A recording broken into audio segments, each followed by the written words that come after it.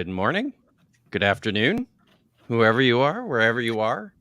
It's 11 a.m. here on the Pacific Coast, and it's Sunday, April the 14th. Welcome to the Diablocritics. How are y'all doing? Good. All right. We're very good. Isn't it the 15th Monday for David? Just so we're Yes. Oh, it's no. 4 a.m. Oh, It's dear. 4 a.m. for me. Yep. Sick flex, Yeah. Jennifer. Yeah. It's a 4 a.m. for me. You included. Nicely done. So, hello everyone. I've got a few little announcements before we start, as we do always. Very smooth there, Dave. This is a monthly show where we review recent bad apologetic scholarship on YouTube. We're a platform, and it's also a platform where we can briefly share some of the current projects that everyone is working on.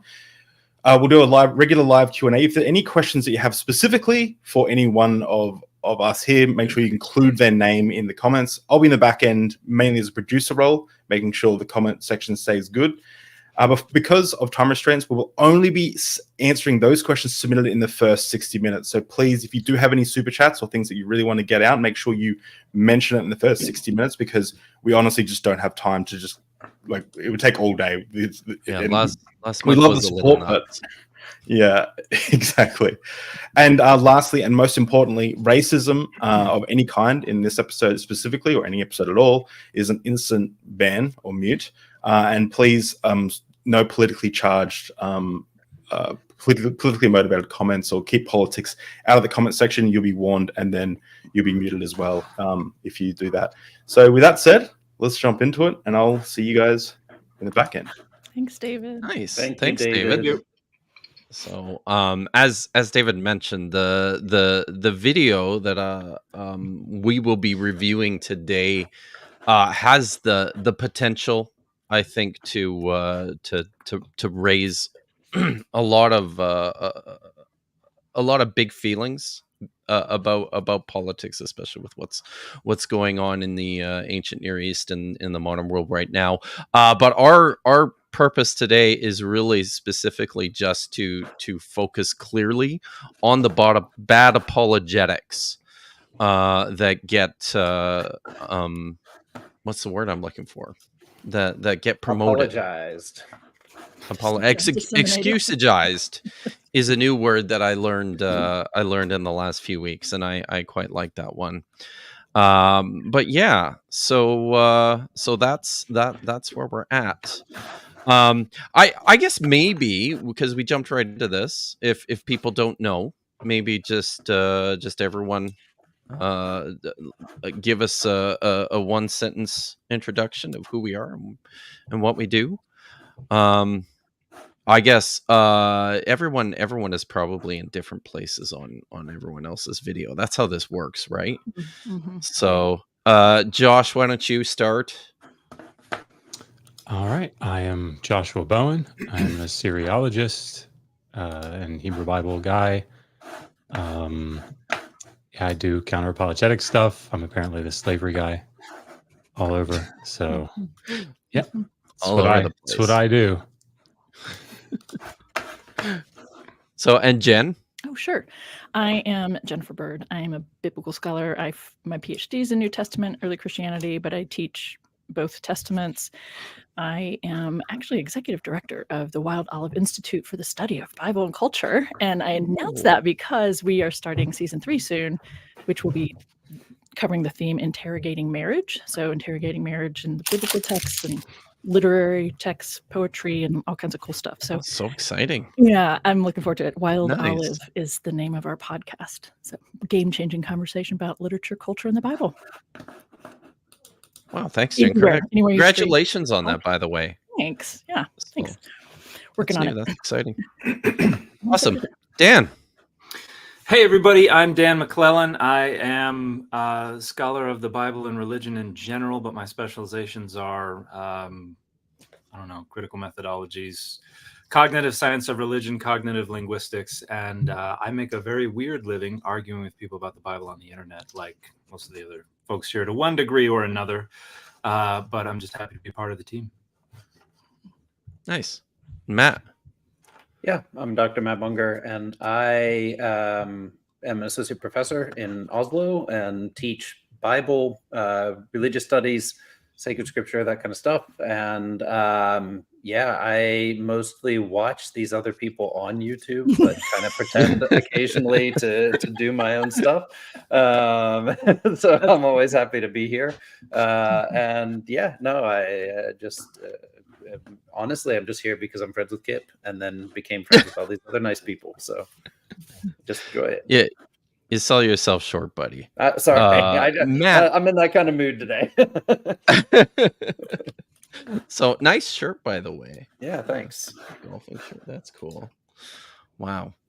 All right. So today what I've queued up for us is a video on a show I'd never heard of before called I believe the channel is just Allie Beth Stuckey. Have you guys heard of Allie Beth Stuckey before?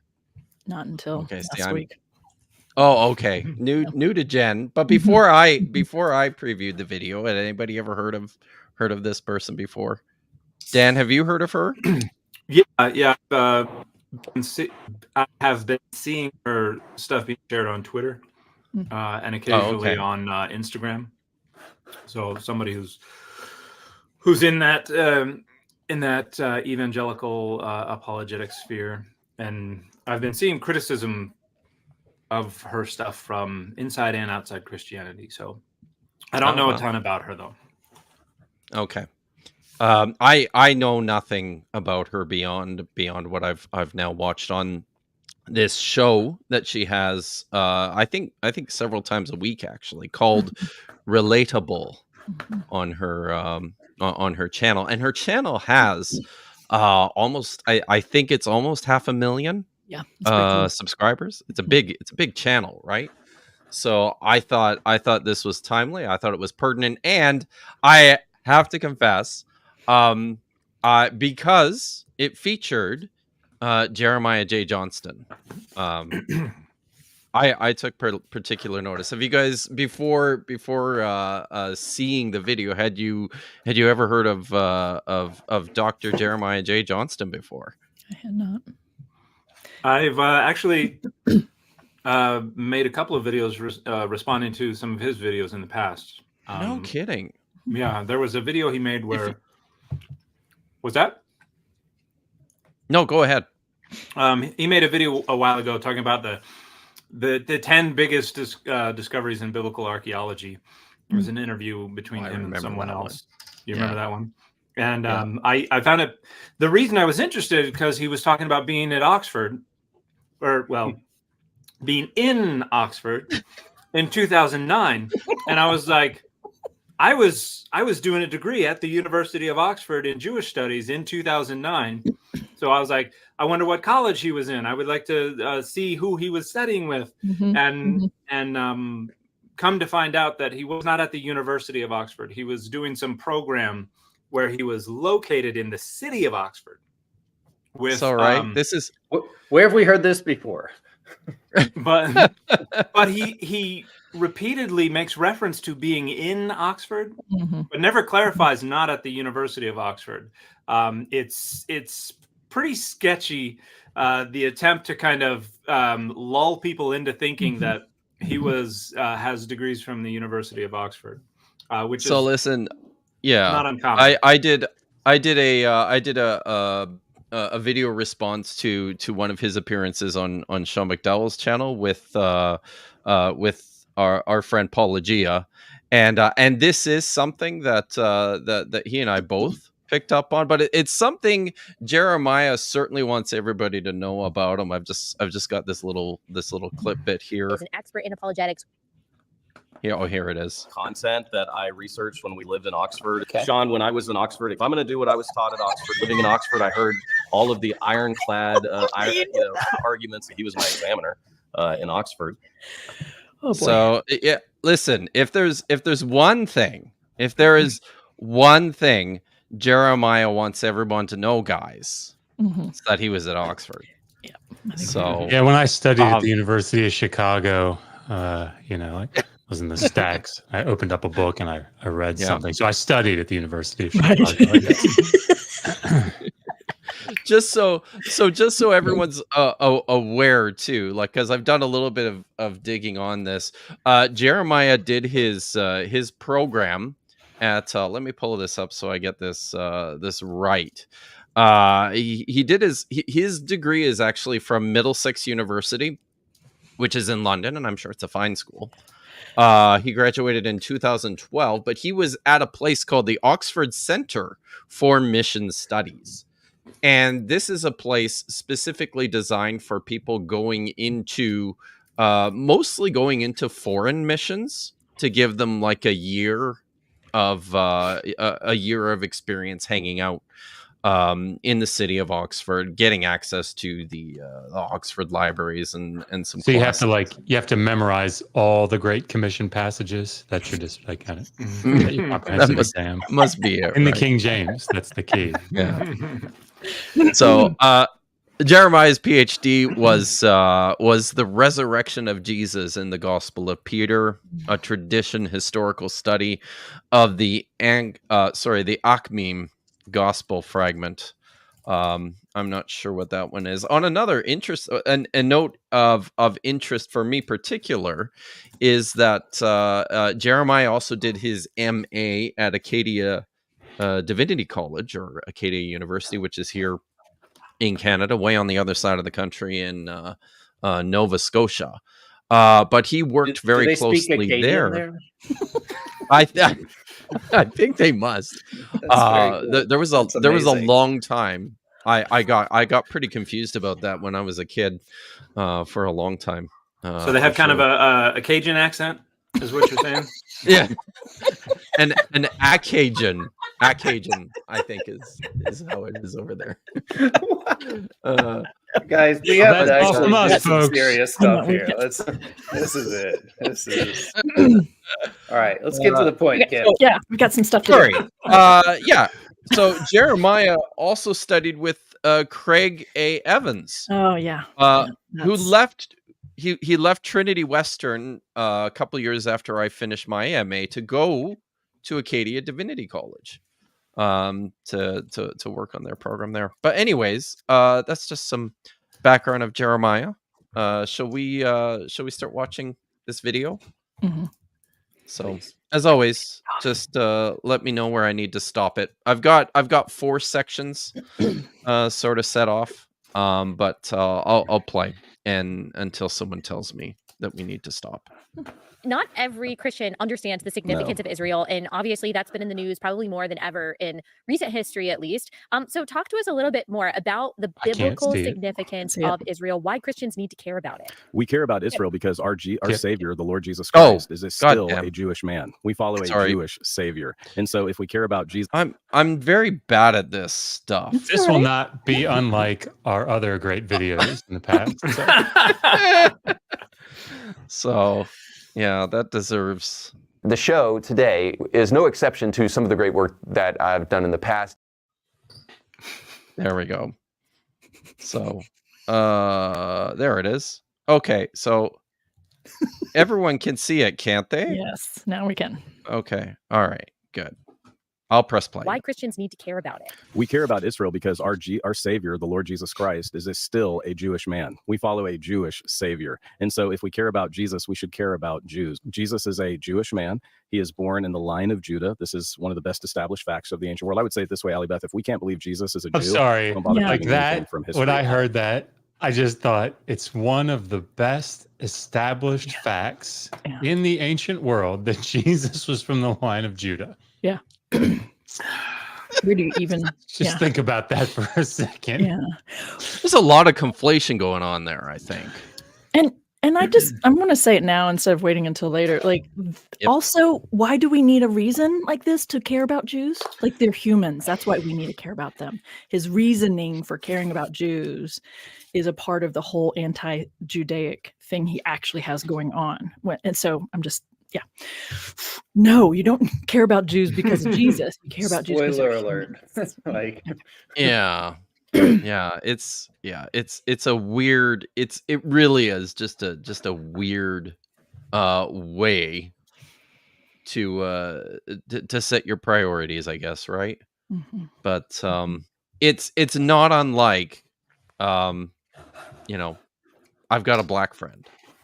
You're right. It's partly that, but it's even right? worse given what else he's going to say about it all, right? You know, It's true. Yeah, it's true. So, but maybe should we say something about the established facts of Jesus, certainly relative to the existence of the Roman Empire? How confident are we about the fact that there was a Roman Empire? You're jumping ahead. Yeah. Am I? Yes, you are. Did he not? Should I? You jumped ahead, but we can talk about the Judah thing, right? Yeah, let's so do that's let's the question. talk about that. So Yeah. where are the historical facts that point line to of the tribe of Judah? Mm-hmm. Yeah. So what do we have? We have the secondary.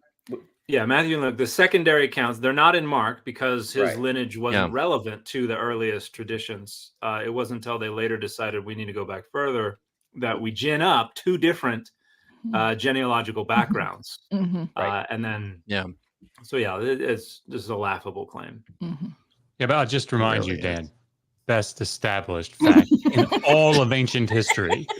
Well, I mean, not to mention just the other issue of which guy are we even talking about? Is this Jesus? You know, like the historical Jesus thing in general, much less the biblical tradition.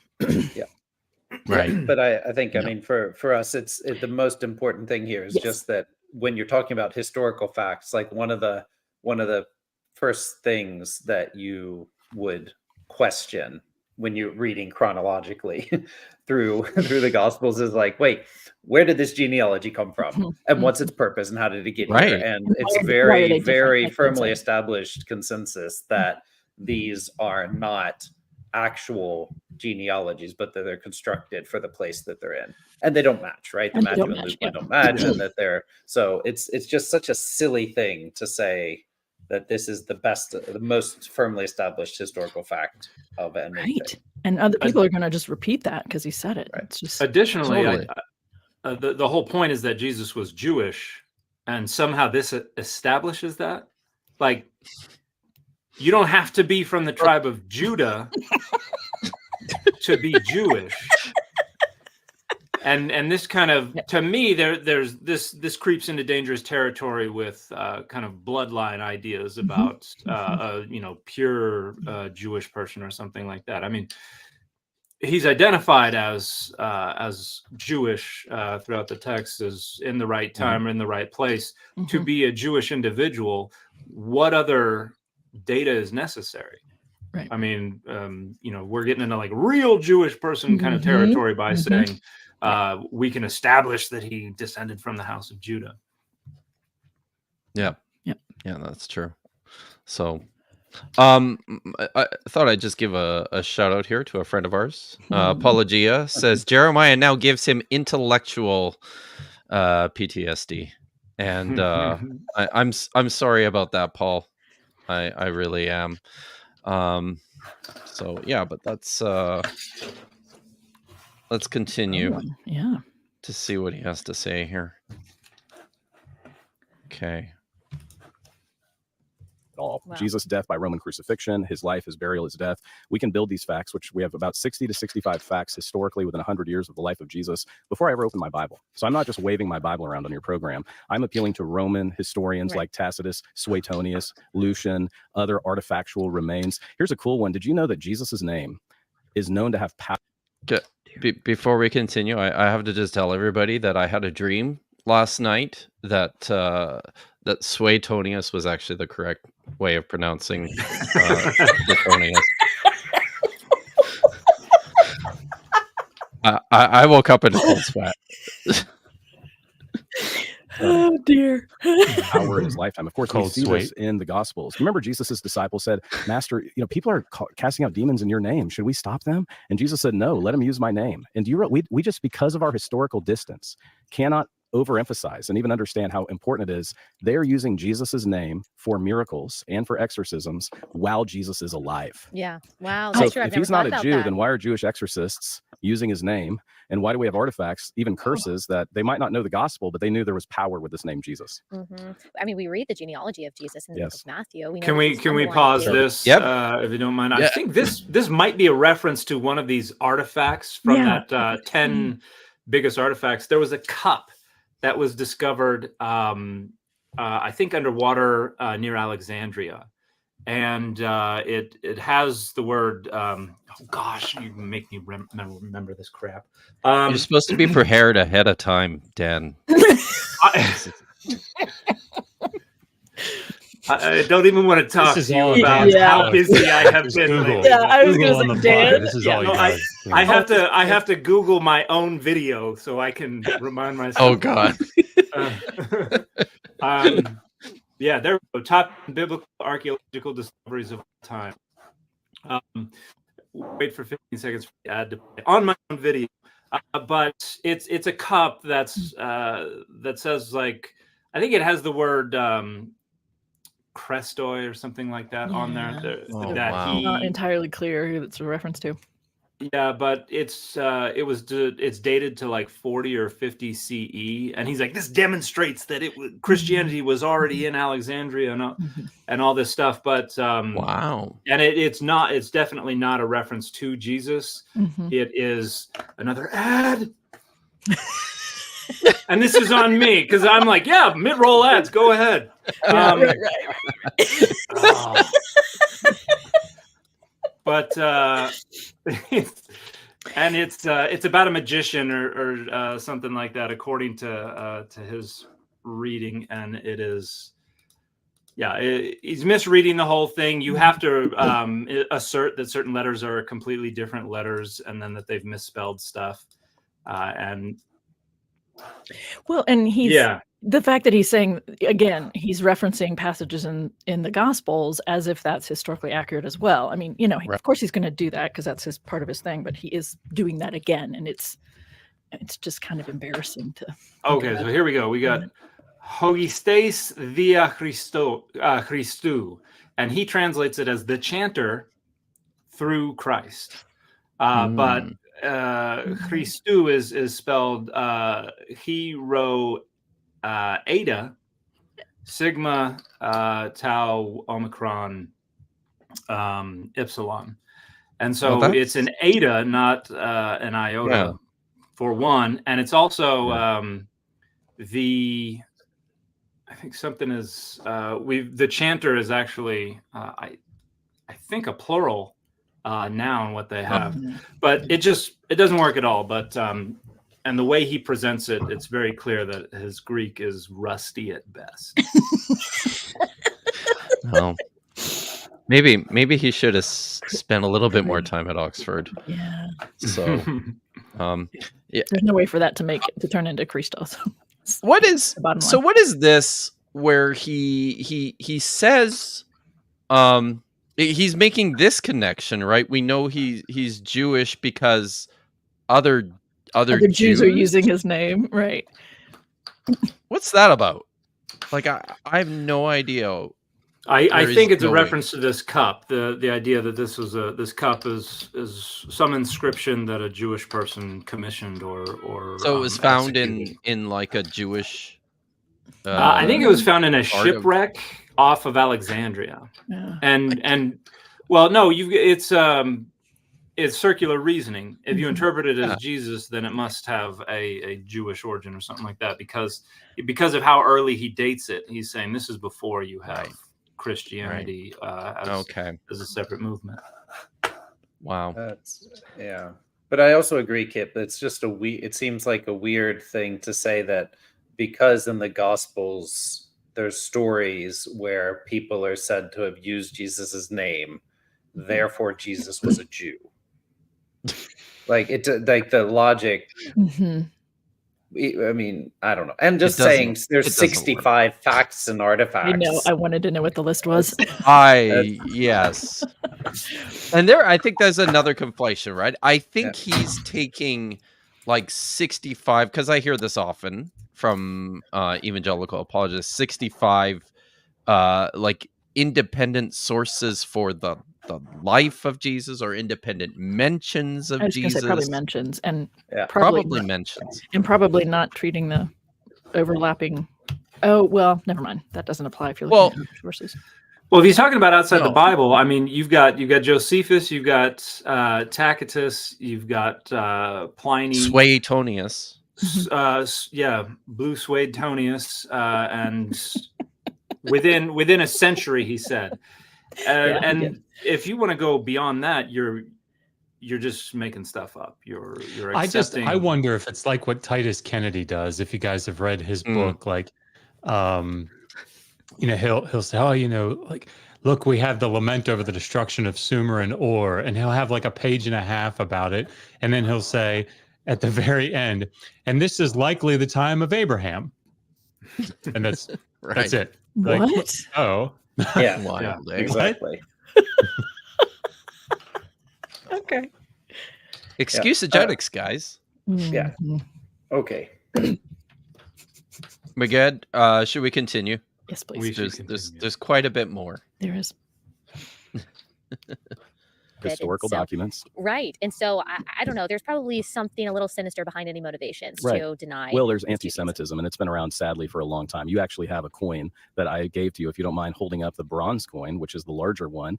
Allie Beth, I want to just make sure our audience knows Palestine is a word that Hadrian, the Roman emperor in the 2nd century, renamed the land of Israel as. I never use the word Palestine when I talk about the land of Israel. After the third, which was a bloody Jewish revolt under Simon Bar Kokhba, that's 132 to 135 AD, if you're following along with us, Hadrian lost so many in the Roman legions at the hands of the Jews, he renames Jerusalem to Aelia Capitolina, which is called essentially the capital of Jupiter. And that bronze coin, which is very rare, was in circulation in the 2nd century. We didn't have social media in the 2nd century. Right. So if you wanted to know what was going on, you looked at your coins, who won the battle, who was in charge. And we know from that coin that Hadrian renames the city, so it's no longer Jerusalem, and he renames the region Palestine. So that is a pejorative term. I never refer to Israel as Palestine or the Palestinian territories.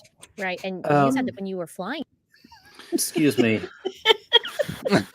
Yes. I like watching your facial expressions.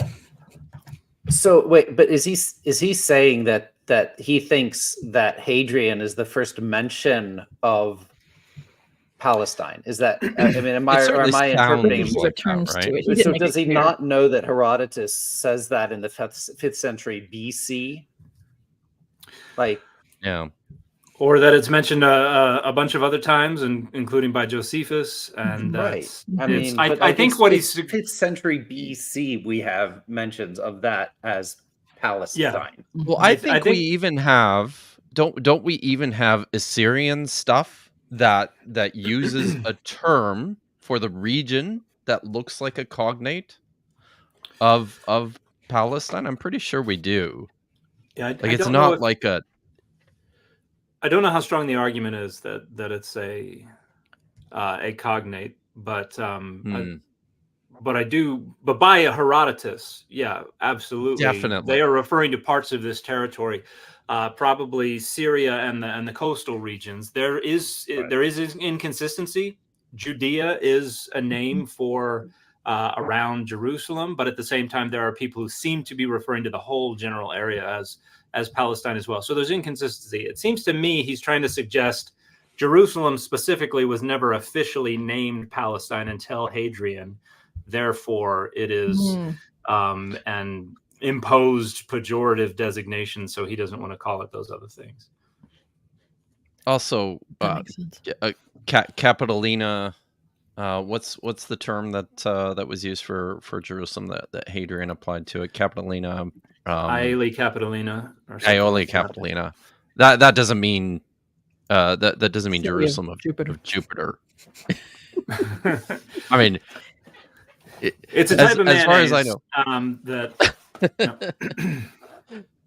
As far as I'm aware, this is a family name, right? That Hadrian adopted for himself, and he called a bunch of different places. Aelina, whatever. Jerusalem was just one of them. Yeah, I don't know a lot about this history. Aelia. Gens. Yeah, this is a plebeian family in Rome, which flourished in the 5th century BC until at least the 3rd century AD, according to Wikipedia. Well, so, but yeah, Jupiter is not Jupiter. It's not Jupiter. It's not Jupiter, people. Also, I mean, there was a lot. Like, I know that people like attaching the name change to the results of the Jewish War, right? The Second Jewish War. But I mean, there was a lot going on there. And the province, I believe, was named Syria Palestine, wasn't it? By Hadrian? Yeah. To include Syria, right? Because I don't know, because the Jewish War, that doesn't track. That doesn't make a lot of sense to me. I think we all agree this is just bad everything. So. It's pretty bad. There, right. You noticed that, and I think we have a picture of it that they don't even. Oh, here the we airlines go. don't even put the anti-Semitism on some of American Airlines One World partners is something I want to call out. It concerns me. I love American Airlines. I'm an executive platinum. I ride the American Airlines systems to speak. I'm on Qatar Airlines, One World partner, and you know how you're sitting here. He's an executive platinum, right? Yeah, right. For wow. the number of because of how often he travels, I'm assuming. Right. When you get a degree from Oxford, you get special treatment. So. Conferred upon you. They just hand you your executive platinum card with your degree, right? Yeah. I don't understand how that was relevant at all, but yes. Mm-hmm. No, that really caught my attention. I'm impressed. I have great admiration. I retract any mean thing I've said. I'm a gold member at Aldi. I don't know if I can throw that in, but I would. I hope he'll give me a free upgrade sometime if I run into him at the airport. So. we have a Costco card. Okay. It's too late, Tip. Anyway, sorry. Bored out of your mind, and all you can do is sit and look at the map in front of you. Right.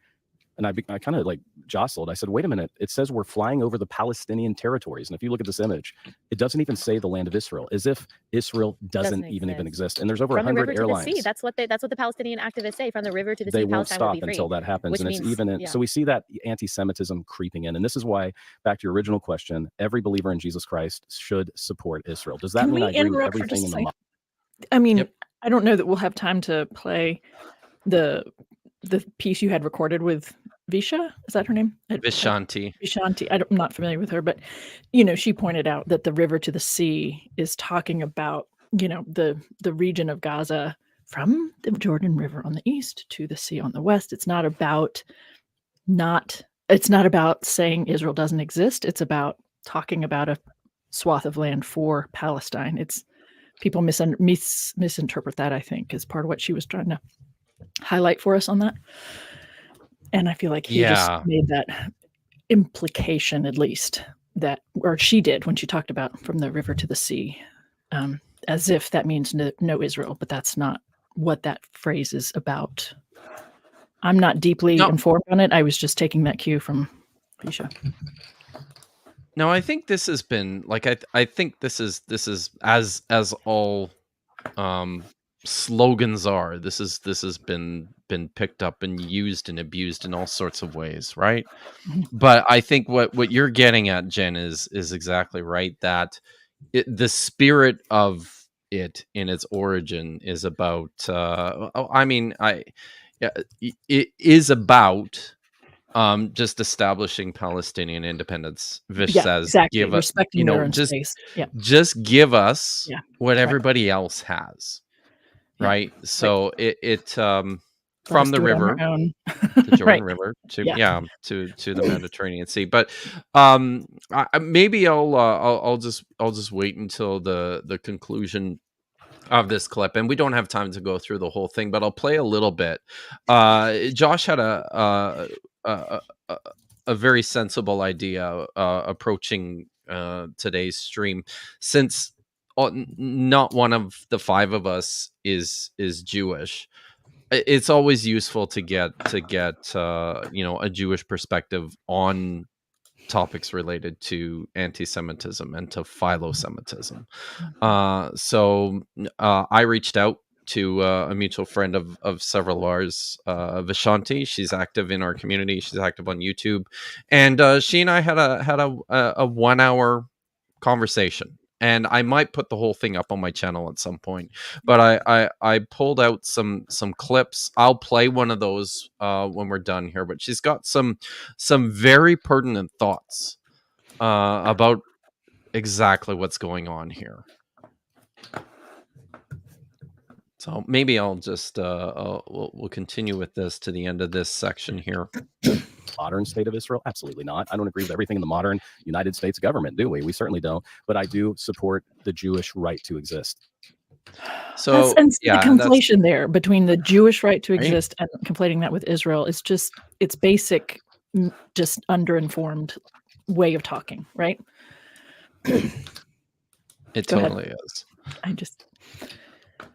I'm jonesing to get to some other stuff So I think before we do, I'm just going to I'll play a clip here from the talk that Vishanti and I had the other day, and then we can continue here. Loving any culture is part of that. From a quote unquote Christian worldview is also sharing the gospel, right? Yep. We love the Jewish people so much that we're duty bound to try and convert them. It was impossible to see while I was still a Christian, but the longer that I'm not, it becomes easier to see just how completely irreconcilable these two things are. Christian conversion of Jewish people is a form of it's a form of cultural denigration as much as anything. As charged and loaded as the word is right now, mass converting Jews to Christianity is a form of cultural genocide. Being Jewish has some pretty firm red lines around it. Like the way that we've defined ourselves does not include Jesus is the Messiah.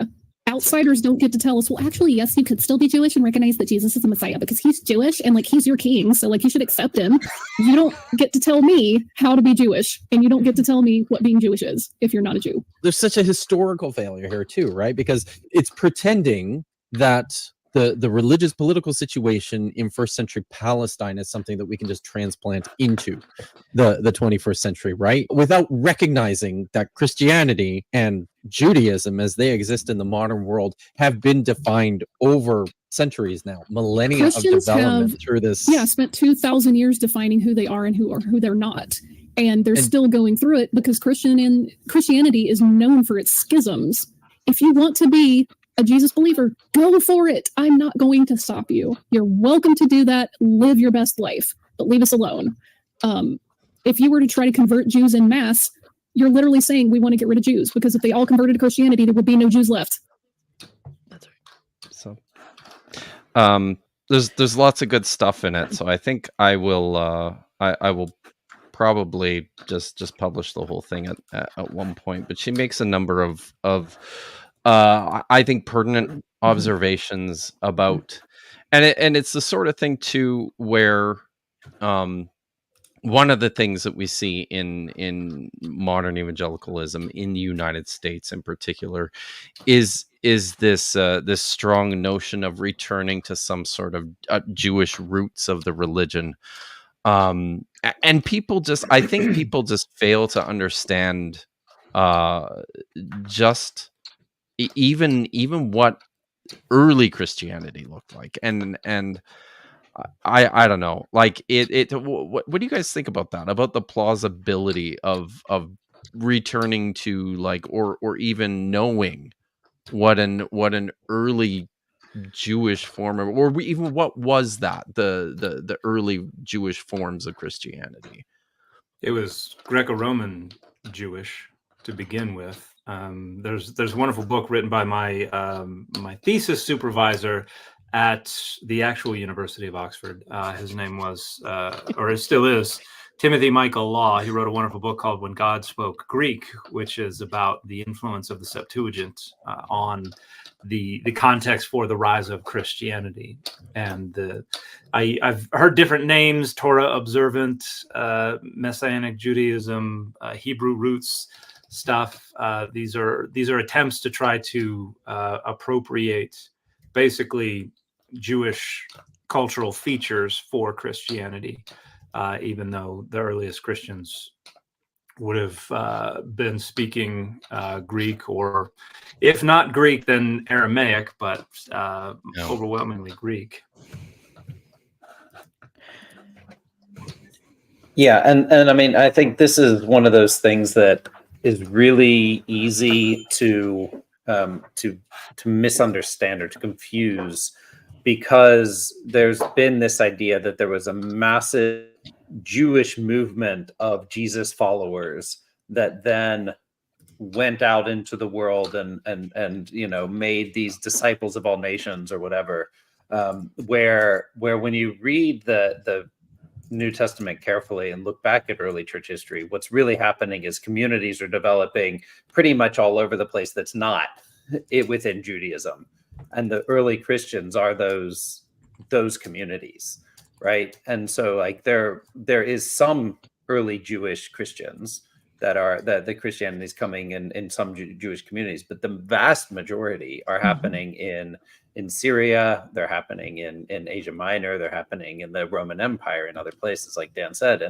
And so it's not always easy for people that are trying to make sense of their New Testament and their Christianity to understand that this wasn't that this wasn't just a Jewish movement, but it was very, very, very quickly a movement of some people who had been, or who were Jews, telling other people within the Roman Empire, hey, listen to this. And those people were, from their own cultural perspectives, joining this movement. And that is why all these debates happen in early Christianity about how one should interact with Judaism. Do you have to conform to the laws? Do you have to become circumcised and follow kosher laws and all that? So it's really important to actually think about what's going on in early Christianity when we're trying to talk about early Christianity as a Jewish movement. Right. Yeah. Right. It's a it was a bringing others in that weren't behaving according to such, you know, those laws and those practices, that was being welcomed, this new group of people. Yes. And what does it mean?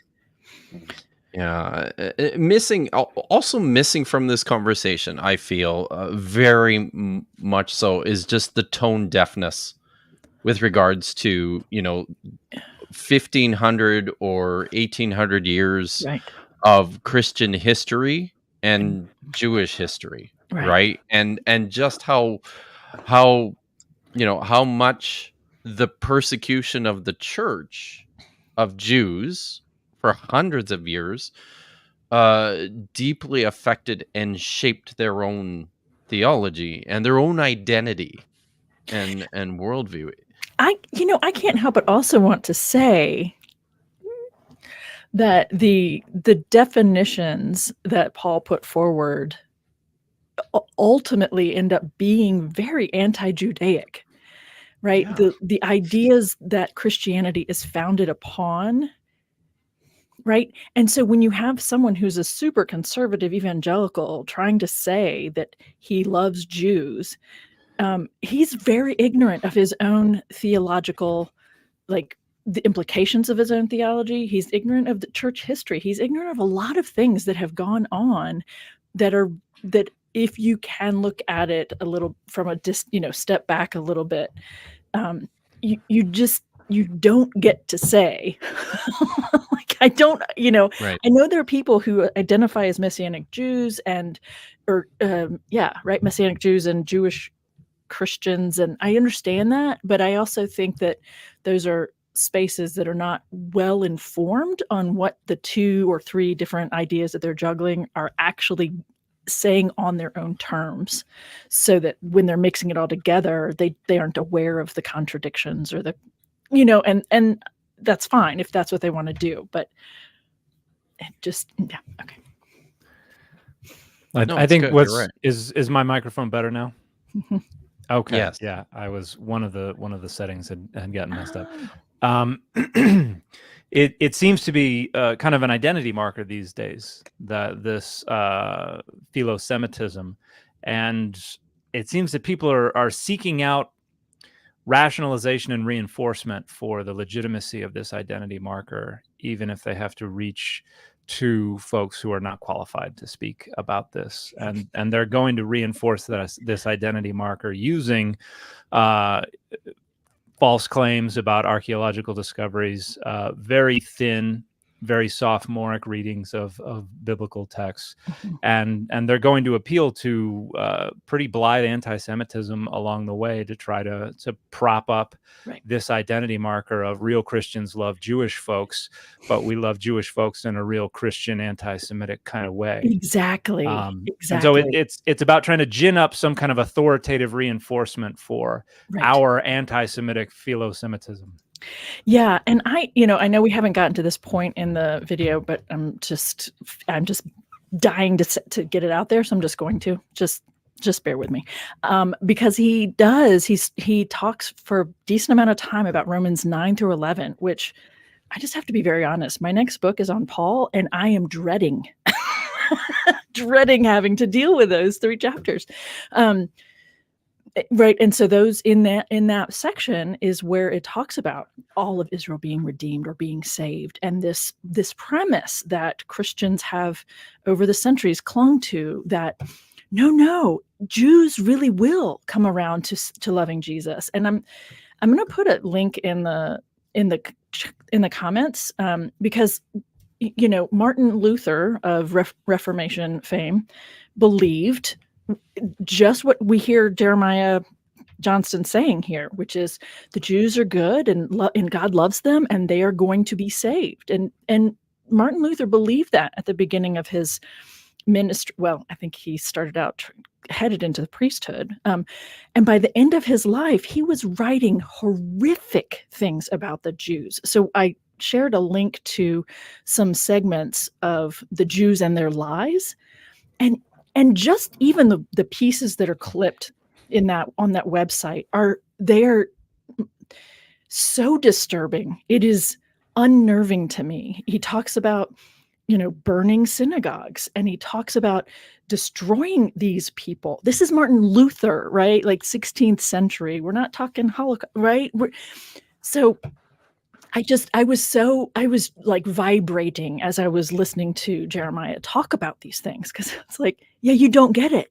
Not only is it on a just linguistically and definitionally, he doesn't get it, but this is not new. This has been what Christians have been doing and saying and believing, and nobody, right? So I always try to make sure students know about that. Like some of the things that are described that Martin Luther put in writing in the mid 16th century look like what some of the things that were happening during World War II and during the Holocaust. Like, this is right. So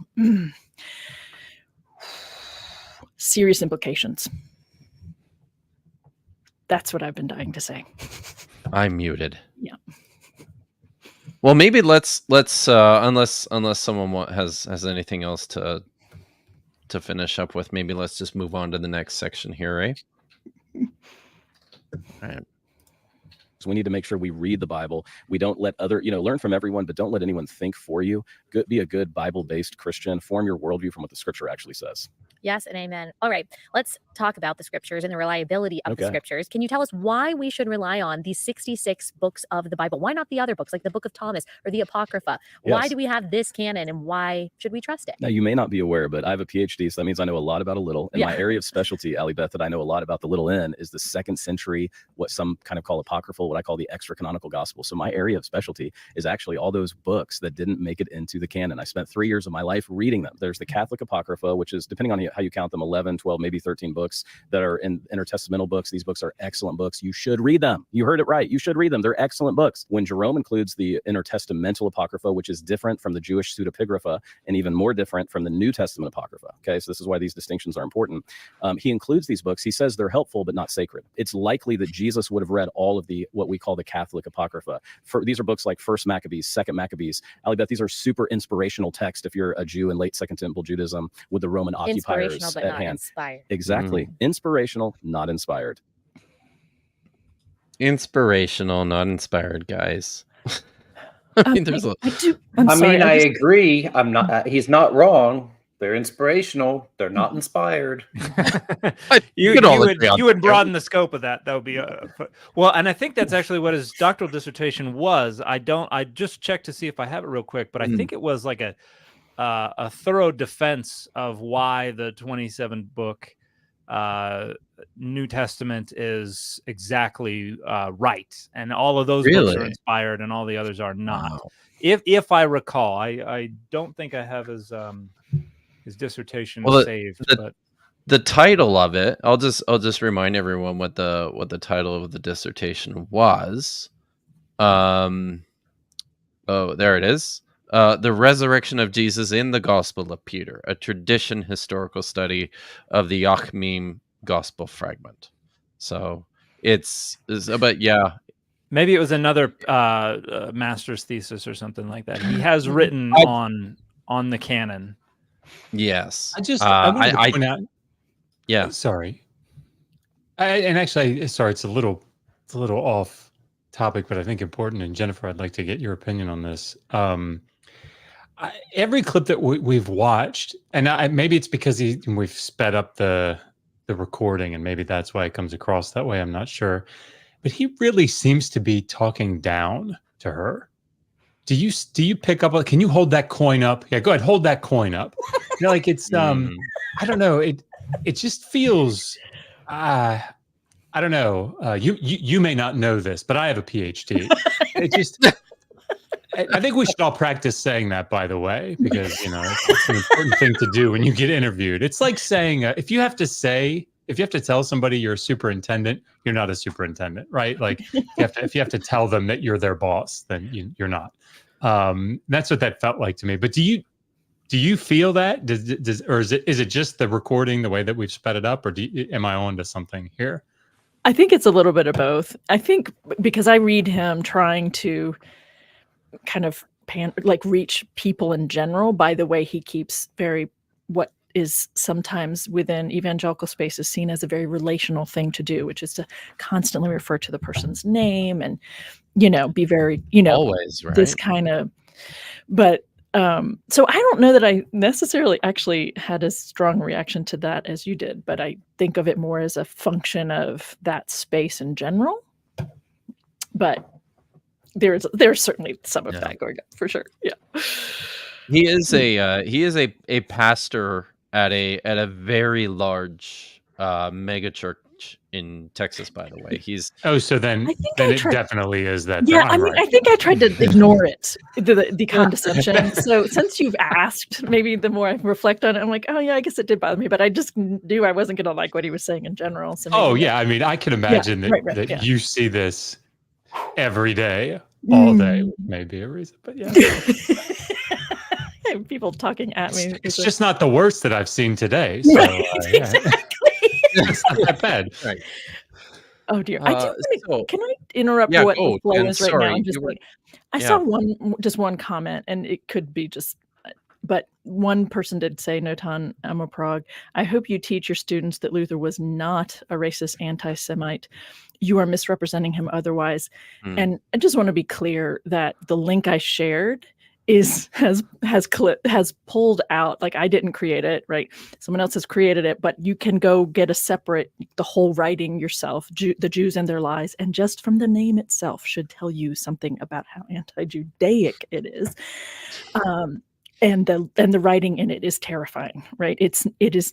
So I don't know where that person gets the idea, but my understanding is when you are speaking not just hateful things, but also untrue hateful things about a group of people, that is what we call an ism of some sort that is the very definition of anti-Judaic behaviors and beliefs, is exactly what you see in that writing. It's a great example of anti-Judaic or what people call anti-Semitic, but I prefer the word anti-Judaic writing and thinking, and it's very dangerous, I think. Yeah. And he hated the Anabaptists too, as a Mennonite background believer. Whatever. I don't know. Rebaptizing people. He didn't like you. Oh man! So we grew up with all these horrible stories about Luther, and then I moved to Norway and went to a Lutheran seminary, and everybody loved Luther. And I remember one time somebody had this big talk about like how Luther really wasn't that bad, and I was like, by the way. Have you read what he says about the Anabaptists and the Jews? And everybody was all like, I don't know. It's like, yeah, they probably hadn't. That's the thing. They probably weren't aware. They're not real interested in that part. So yeah. So the 66 books of the canon, guys. The 66 books. Inspirational, or sorry, other Jewish literature, inspirational but not inspired. I don't know.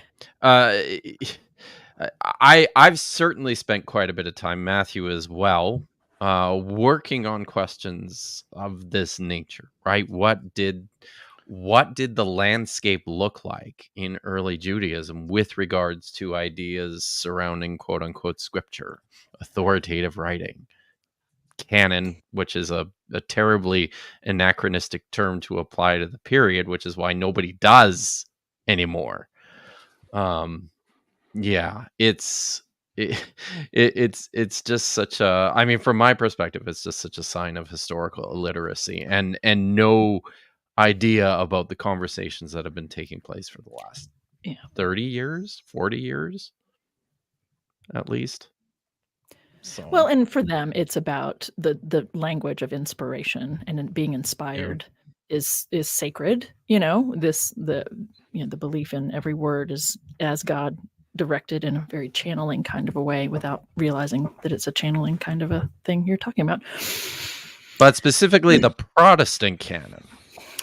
Oh, that's true. Right. None of that apocrypha. Yeah. So people are aware there are several different church canons. Yes. The Catholic Church has one. The Eastern Orthodox and the Ethiopian Church has their own. It's pretty broad. So. Yeah. Well, can I bring attention to a comment from Jay Pasek, because I think it sort of is really important here. He says, Digital Hammurabi, it takes 5 of you to go after this Johnston fellow. He must be a real threat to all your liberal scholarship. And this is it, right? Nail on the head, right? Saying the quiet thing out loud. Thank you, Jay. That's it. I'm eager to get to the part where he's talking about there are no contradictions in scripture. Is that in the next section, or is that in the one after that? Well, let's just keep going. Well, let's transition now to the 2nd century gospels, like Thomas. You just asked about the Gospel of Peter. These texts, the first thing I share with my students, and always pastorally, but have you actually read them before you ask me why they're not included in the library called the Bible? That's what the Bible is. The Bible is a library of 66 books. Have you actually read any of the quote unquote gospels? Have you actually read them? Because the Gospel of Peter, which is late 2nd century, it's written in Greek. We only have one copy of it. It's been lost. It's called P. Kairos 10759. It was lost in the Cairo Museum. Some believe this was the first gospel, Allie Beth. And here's some of the features. Jesus is a giant, so he's like a member of the Avengers team. He's like the Hulk when he comes out of the tomb. The cross follows him out of the tomb. The cross talks. There's polymorphic Christology and polymorphic angelology. What does that mean? That's kind of a weird big word. It means Christ gets bigger and bigger, and he's even taller than the clouds. You actually have Jews that are spending the night in a cemetery waiting to see what happens at the resurrection tomb. You can see immediately this was a very unsophisticated author who knows nothing of the land of Israel, knows nothing of Jewish customs, and yet the liberals, the skeptical scholars, these are groups that come out of Helmut Kester's school at Harvard Divinity College. I wouldn't send my dog to go to school there. I'm sorry to say that on your show, but I'm not sorry. So I just have to say I'm betting that his dog probably couldn't get into Harvard Divinity School. I mean, it's just an odd insult, really. They think these reveal something of the historical Jesus. They don't. They are wonderful windows into 2nd, 3rd, 4th, 5th century Christian communities. Okay, but just because they say the Gospel of Thomas, they're not written by Thomas. Who thinks that the speaking cross says something about the historical Jesus? Like, nobody takes that part of it seriously. Helmut Kester evidently thought that this was. He thought that inanimate objects talked back in the 1st century. Okay. Yeah, what's going on? I think I'm so confused, like, by what he's trying to argue. Like, that these are he's saying this might be the first gospel, and it was already a legend. Right. Well, I think what he's saying is we have our 66 books, and people who think it's anything else are idiots who think, like Helmut Kester, that's the Gospel of Peter is historical. So it's appealing to the most ludicrous example to try to characterize everyone who. So he's just trying to say that I think you're all idiots if you think anything not in the Bible is true. Yeah. I think he's trying to make a qualitative difference here too between the 4 Gospels and the rest of them in terms of, them being really dumb and ahistorical, whereas the 4 Gospels are like totally and totally the relevance, believable, guys. The relevance to the rest of the discussion, I have no clue. Right. They did shift gears for sure at that point. They sure did. Yeah. So, and he has a tendency to do this. But I mean, Kip, I think we see this, right? Like, this is sort of standard operating procedure. We did that 86-hour stream the other day about slavery, right? And it's all about, look at all these terrible laws about slavery and the laws of Hammurabi and all these terrible antebellum stuff. But look, the Hebrew Bible. That's good. These are the best. Are they ideal? No, but they're the best. So, yep. Yeah. No, I think it's right in the same vein there. You're right, Josh. All right. Well, Peter, they're not written by Peter. So have you actually read them? Why do we have the Gospels in the Bible, the big G Gospels, Matthew, Mark, Luke, and John? Because they exhibit what's called verisimilitude. That's a really cool word. I want your audience to get to know. Veritas, Latin, you've said that word on your show. Similitude, it's very similar. How do we know what truth is? Truth corresponds to reality. Can we just pause it? Because I want to let the audience know something. This guy's real smart. In case you haven't picked up on it. Real smart. Okay? Big words. And how they break down etymologically. Yeah. Real smart. But he totally misrepresents Veritas. You've said that. Yeah. But wait, he says verisimilitude means they're very similar. I know. And that's not what verisimilitude means. I know. Tell us, Dan, what does verisimilitude mean? Having the appearance of being true. To say these 2 texts have verisimilitude, or these 4 texts are it means they're very similar, is fundamentally misunderstands the word. Do you think maybe he just looked at that and said, "Oh, it sure sounds like very similar"? I think that's exactly what happened. I don't know, guys. But I think he's just trying to pave the way for what he's going to do later, right? Like he's just trying to build this kind of like line of authority or of sorry, my Norwegian's flying out, and not the English words, like reliability. Like he's trying to say that there are reasons why, and because then he's going to do maybe we'll get there, but he's going to do the whole thing where because then obviously only these books are inspired, and then he's going to say, and thus then we should believe them and all this. It's accurate, and so he's it has this line of logic he's doing, and I think he uses this I don't think he's doing this randomly right here. I think he has this in as a ploy, to get you on board. You use the big words and you get people to understand what you're saying, and then you move through these steps that you kind of can't question. So you got to gin up a sense of authority so that by the time you drop the hammer, everybody assumes that you can drop it without arguments and be right. Mm-hmm. Yeah, I right. know what you're talking about. Mm-hmm. So very similitudely. He's doing it. Yes. Comes from very similar dude, right? Very similar dude. I'm gonna... All right, I'm pressing play. But up Matthew, Mark, Luke, and John, everything I read about it, from the geographical nature, the names, the places, it's all accurate. Here's a cool thing, Ali Beth. I would summarize it this way. When you go to the land of Israel, there's about 100 archaeological digs. These digs only happen twice a year because you recruit college students who come at their own expense to volunteer. These are very expensive digs, okay? Like, you got to make sure you're digging in the right spot. And so there I am at one of these digs.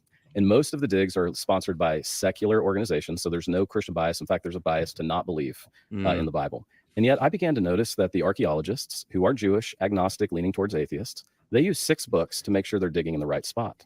You may have heard of some of these 6 books. Are you ready for these? Matthew, Mark, Luke, John, the Book of Acts, and Flavius Josephus. So if they're not reliable, why in the world are Jewish atheist archaeologists using them to make sure that they're digging in the right spot? Because they exhibit verisimilitude with Jesus and Judaica. In other words, they are reliable historical sources. Oh, he used it right there. Again, I think he used it maybe right he that was. time. Yeah, maybe he was. His explanation was toying with the way they sounded the same, but he intended something else. Yeah, but yeah, that.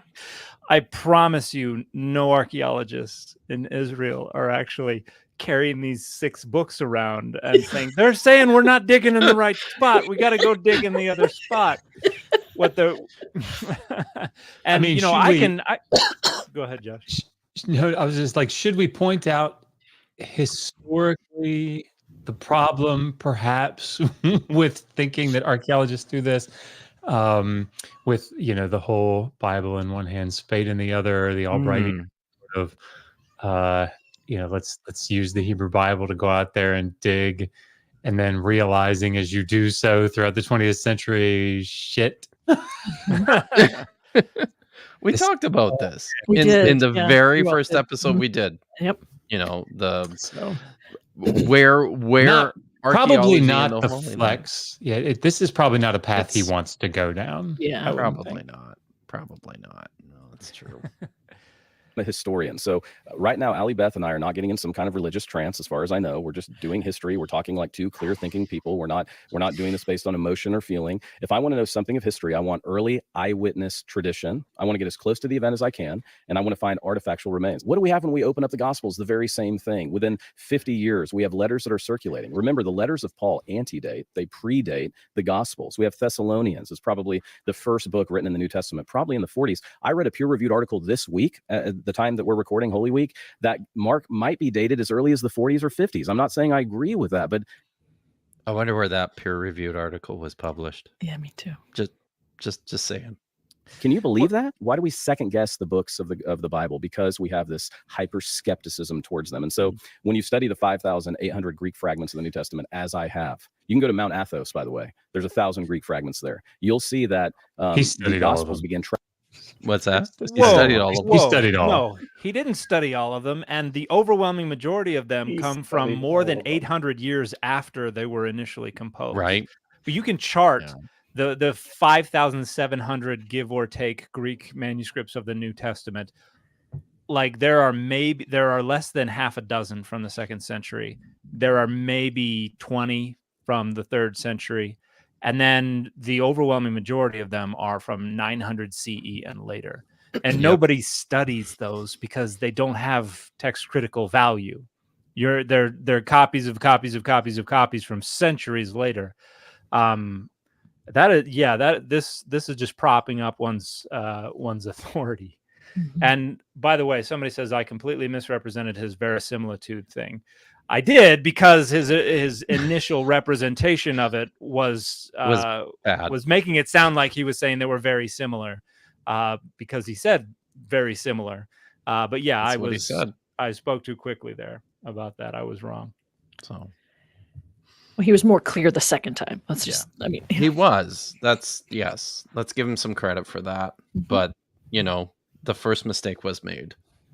traveling together at the earliest stages. You mean we have fragments, Jeremiah, like the Chester Beatty papyrus that are in Dublin, Ireland? You can go see it. Second century, these books are already traveling together. By the way, that's long before Constantine. We have an embarrassment of riches when we look at the historicity of Jesus. And I often say this, and I say it. That's why I hope you'll encourage people to get my Body of Proof Bible study, because I really want people to know this. Yeah. If I can't believe in Jesus of Nazareth from the historical documents that we call the Bible, I shouldn't believe in the Roman Empire. I shouldn't believe in Alexander. here we the Great. go. Here's a great comparison.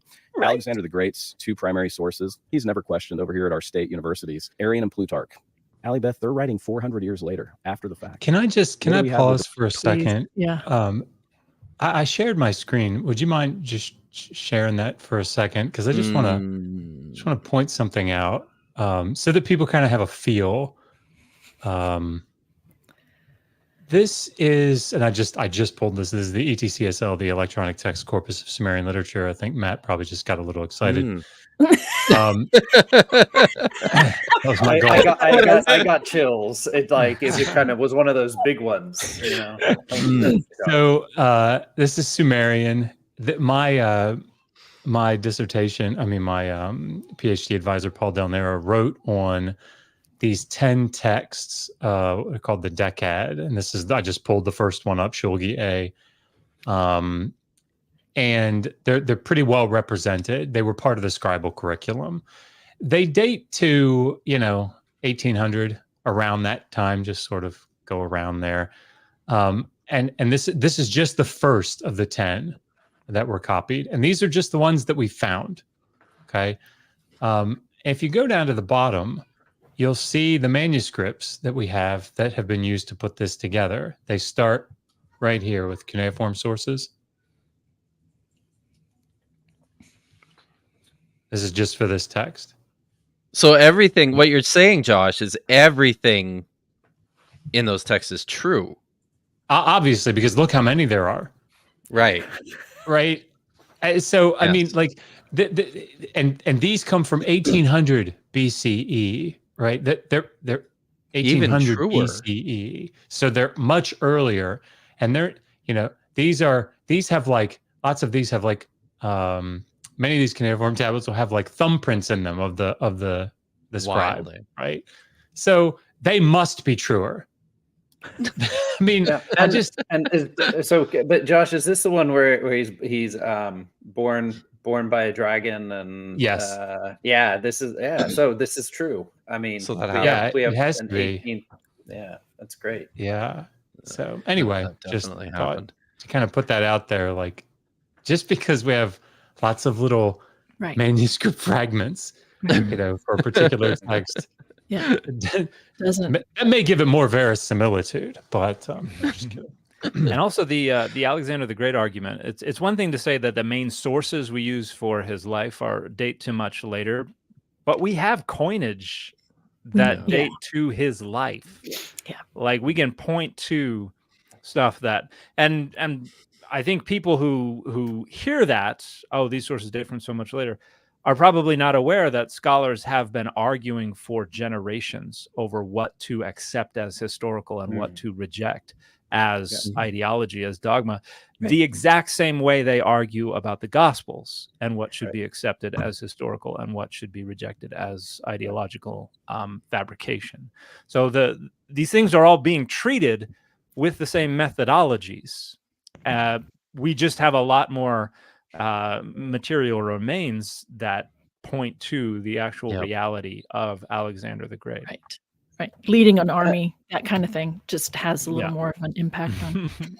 Well, and also, like, I mean, it's just really important that we that we remember that this kind of reaction, like he has, like, oh, but this is so stupid. Nobody talks about Alexander the Great. Nobody talks about the Roman Empire. Nobody, whatever. Like, yes, they do. And there are conservatives in the field of history or classics and all that kind of thing that really upset when revisionists come along and say, hey, wait a minute. How much do we really know about Alexander the Great or about Homer or about the Roman Empire, and start revising history, looking at the sources and do the critical study of it. And so we're doing those things. And the problem is that when that happens, people still end up usually saying, well, okay, sure, yeah, there was Alexander the Great. Like, Homer doesn't maybe come out as well, but it's questioning the Roman Empire though. I'm like, what world am I in that you could even like, how do you make such a suggestion? Yeah, it's nuts. So and let's be clear, what he's pointed out so far, right, is that whoever wrote the Gospels knew some geography. Yeah. Like that's basically the argument, right? Yeah. I could look if I have a whole collection of Daredevil comic books, I can probably find Hell's Kitchen. And I use that as a map getting around New York City, right? Yeah, you can say, hey, that's from a Daredevil comic book, but that doesn't mean that that Matt Murdock was an actual superhero. But he was. I think, right? Wasn't he? Pretty sure he was.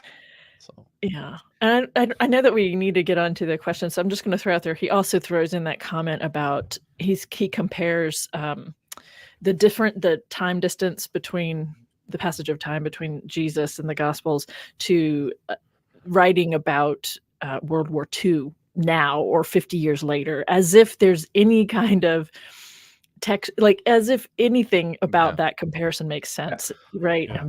Well, and it's a really, I mean, I love that that because we have a case here in Norway, right? Like the past few years where there has been someone who has gone back and looked at sources and gone through stuff and has been revising what the way Jews were treated in Norway during World War II.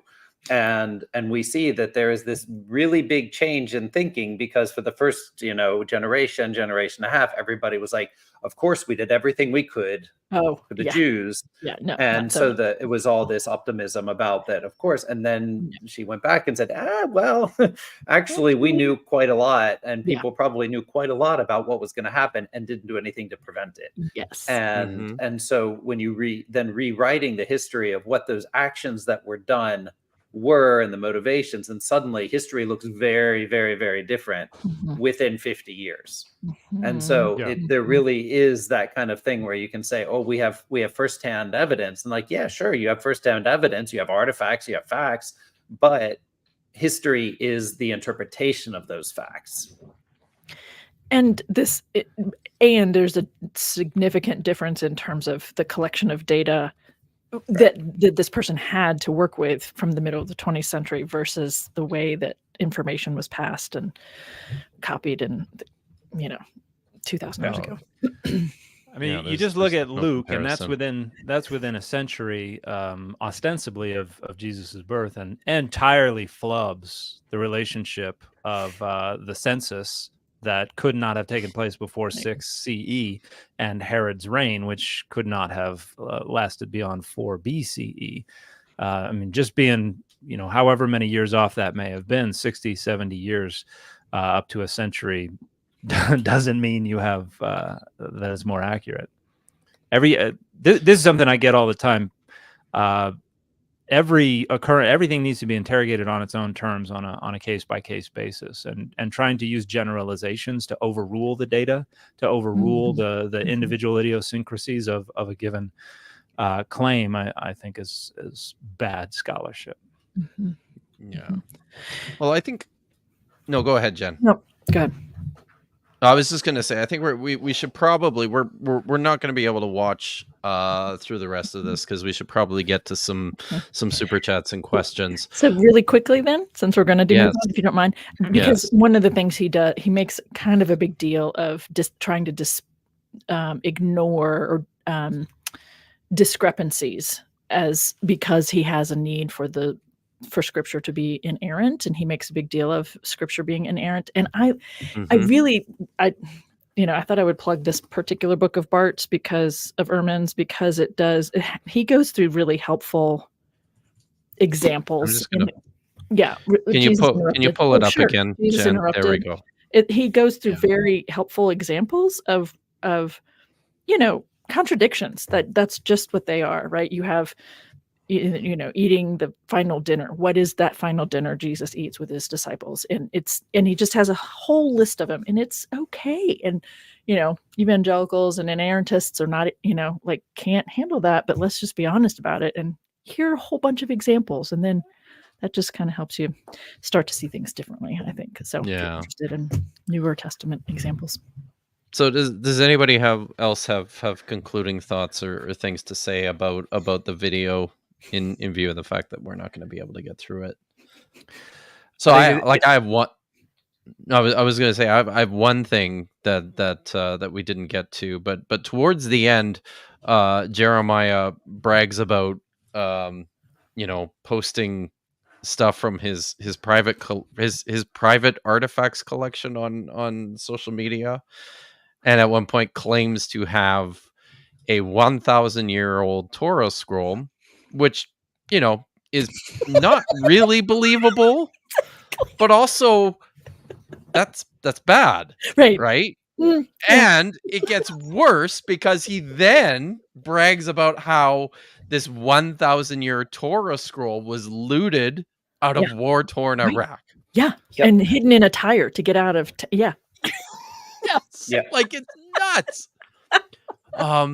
So and this, I mean, this is a sore spot with me quite a bit, guys. Like material culture, archaeology, it's not your sandbox. It's not your playpen. It's not the place that you go to get cool stuff that your friends don't have.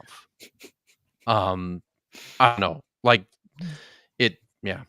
Anyways, anybody else? But see, I was going to mention the same thing, that I think like there's so much authority grabbing that's going on here.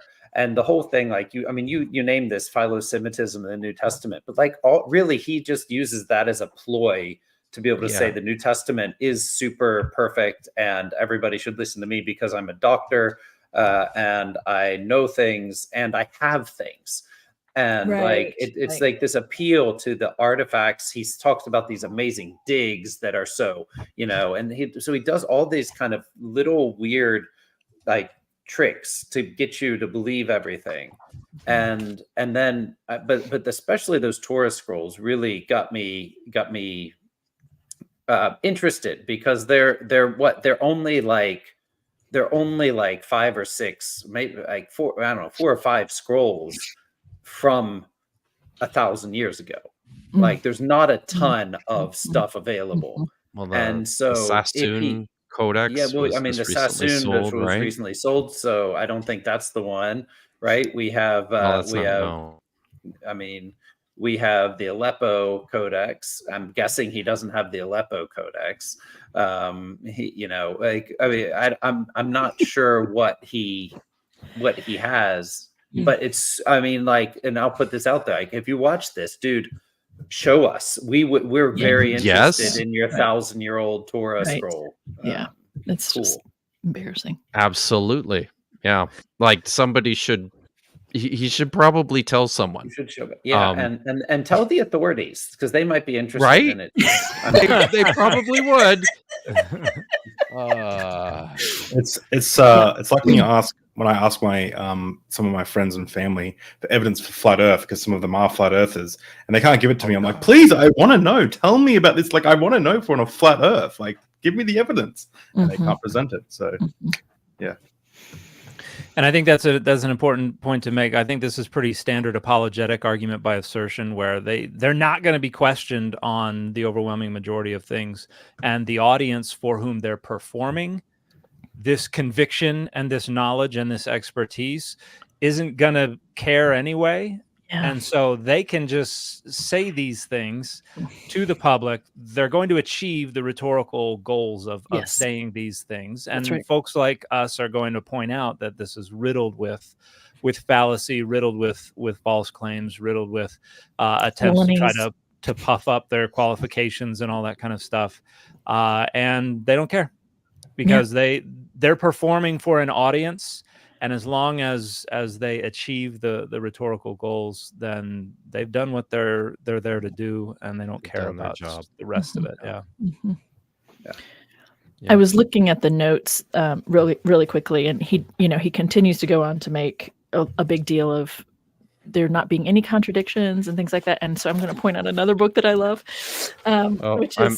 which is the Gospel Parallels. It was a book. I'm on it, Jen. Yep. Are you? There we go. Thank you. Yes. Thank you. I got to use it in my undergrad class, and she had us highlight like where like each of the ideas and traditions were different. So we have like, this is the synoptic gospel parallels, so just Matthew, Mark, and Luke. And you can see we had to color code based on like what they had in common and what was unique to one or the other. And it just becomes a way of showing you that there just are things that they have in common. There are ways that they use the same story differently. They add in, they do this, and they end it differently to a different point. And it just seeing them side by side is actually really helpful for those of you who are interested in that kind of thing. Who's the editor of that book? This is Throckmorton, Burton Throckmorton Jr. Yeah, like I believe that there's actually a free PDF of that book online. Cool. So but you can't color it when it's online. That's fair. It's very fun to have colored pencils for religion class. Sorry. Tonight I'm going to have bad dreams about not having colored pencils. At my old work, I used to print off hundreds of pages of like scholarly work because I couldn't afford the books. That's a little secret I just let out on the internet. Anyway, we have a few questions here. First one, I think this question is essentially, is there fluidity in the Dead Sea Scrolls or in LXX? Because rabbis say the Old Testament is uncorrupted God's word. How wrong are they? And that's from Jesus Lord. Thank you for the super chat. I think I've actually seen this question on some of my videos before already. It's a huge topic, and I think what he's basically asking and what he's getting at, something I mentioned earlier in the stream, was just the nature of the texts, the Jewish text that we now call Scripture. What this looked like at the time of the writing and the collection of the Dead Sea Scrolls, which presents our best collection of evidence. There's a lot going on there. There's representation of every text type that we have, and some that look quite different from what we thought we had. And then this is, dramatically affected by the fact that scholars classified documents originally relative to the Bible, and in so doing, lots of texts that are close to but or look similar to biblical texts but are quite different just didn't even get treated as quote unquote Bible for a very long time. I don't know. Do you have anything to say about that, Matt? Yeah, I mean, I think like my thinking on this is just that we have two different ways in which things are not stable. Like there's the one that's the canonical instability, where we have literal differences in the kinds of text that we find collected together compared to what one would have expected if it was only the 66 canonical books or whatever, or even the larger canon or whatever. Like what we find in collections is just widely different than what we would have thought, but also that we have no two manuscripts that are alike.